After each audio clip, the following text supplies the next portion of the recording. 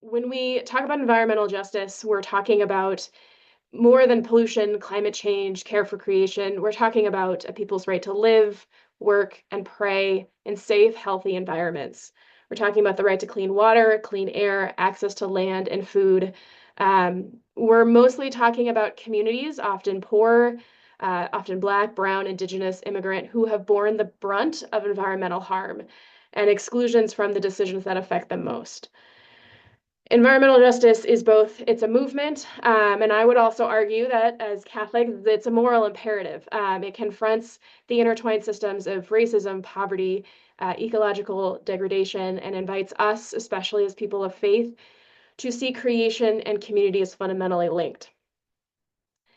Now, just for a brief historical overview of the movement and the modern movement, we'll go to the next slide.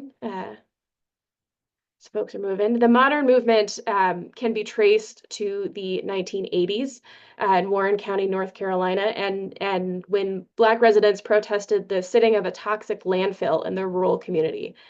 The protest ultimately didn't stop the building of the landfill, but it galvanized national awareness about environmental racism. That's sort of the modern movement, but I think it's important to acknowledge that the roots of this movement go much deeper and much broader. Indigenous communities have long defended land, water, and ecological balance, not just as resources, but as kin. Their leadership in protecting sacred lands, resisting pipelines, and calling for stewardship is central to the movement for environmental justice. African American communities and urban centers are organizing against industrial pollution and toxic dumping. They've been doing it for decades before the Warren County protests. So things around the civil rights area sanitation strikes in Memphis, which fought for both labor rights but also clean working conditions. Farm worker communities, including the work of Doris Huerta and Cesar Chavez, fought for pesticide regulation and protection from environmental toxins in fields. In Appalachia, rural communities resisted mountaintop removal, coal mining that destroyed ecosystems and human health. So this isn't really just a single movement. It is a cross-racial, cross-regional, cross-generational movement that insists that environmental protection and human dignity go hand in hand. In the late 1980s and early 90s, researchers like Dr. Robert Gould provided the data to prove that what communities had long been saying, that toxic facilities, landfills, industrial pollution were disproportionately placed in poor and minority communities. And faith communities, including many Catholic parishes and dioceses, began organizing in response to these injustices. Now, to go a little bit into Catholic teaching and why this is something that we care about, is not just environmental justice is not just a political or scientific issue. It is a deeply moral and spiritual concern. Catholic social teaching gives us this rich foundation, as many of you are, I'm sure, familiar with, for engaging in this work. I want to focus particularly on solidarity and preferential option for the poor today. Solidarity calls us to encounter and walk with one another, not from a distance, but in relationship. It's more than compassion, right? We all know this, it's commitment. Pope Francis has a really beautiful quote in Fratelli Tutti about solidarity is about making history. It insists that we cannot remain neutral in the face of injustice.